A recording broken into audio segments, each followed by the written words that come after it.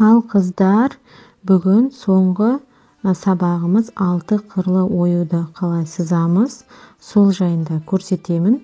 6 оюы теңдей түсуі үшін қалай жасаймыз. Өте мұқият қарап алыңыздар.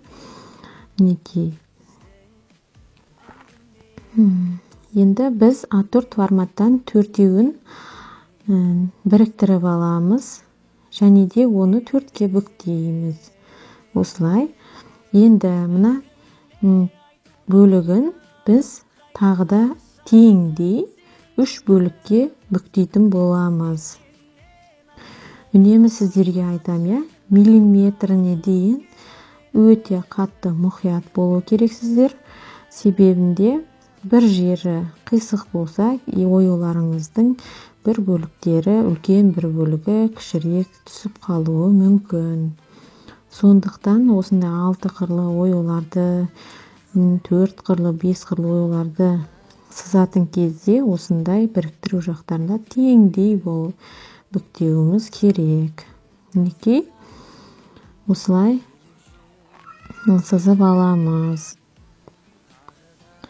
Енді бізге алдындағы сабақтардағыдай бізге бір шетін сызып алсақ жеткілікті, оюдың бір бөлігін ғана осы жерге.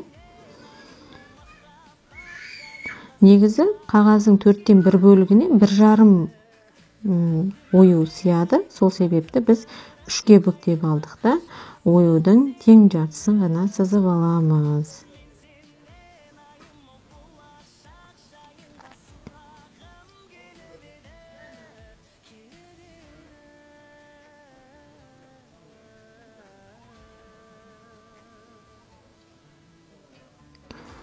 Өздеріңізге қандай ою ыңғайлы, соның бөліктерін түсірсеңіздер болады.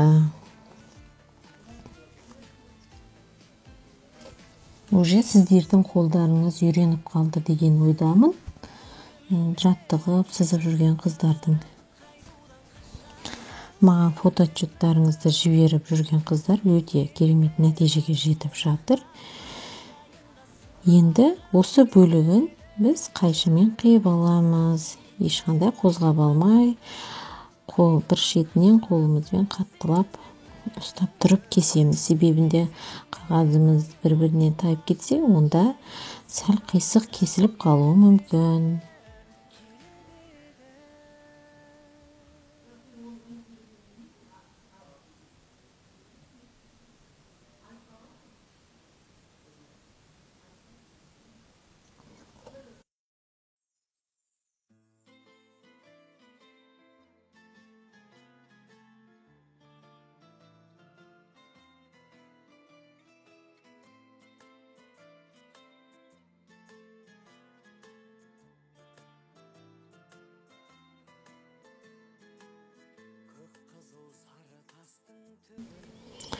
Енді келесі бөлігін тағы да 3-ке бүктеп аламыз, теңдей етіп.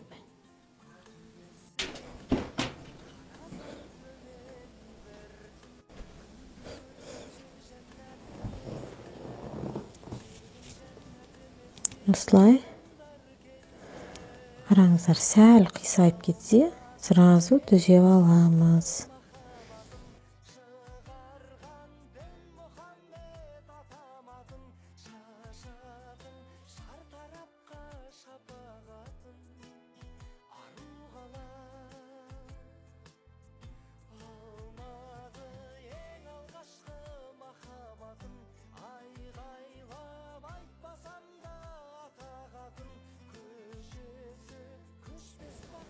Енді бізге мына жартысын сызып келесі қағазымызға бастырып аламыз.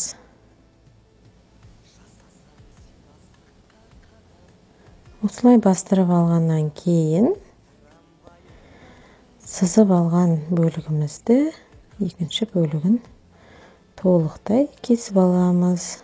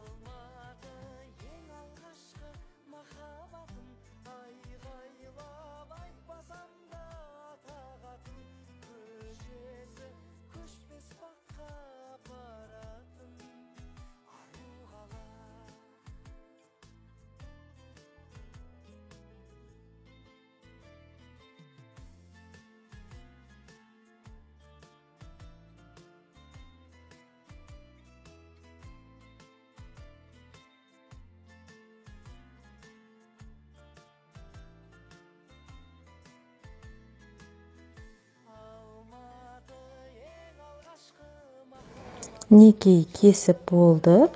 Енді ашып көрейік. Мінекей бізде 6 бөлігі 6 қыры теңдей ою шықты. Сіздерде дәл осылай жасап көрсеңіздер болады.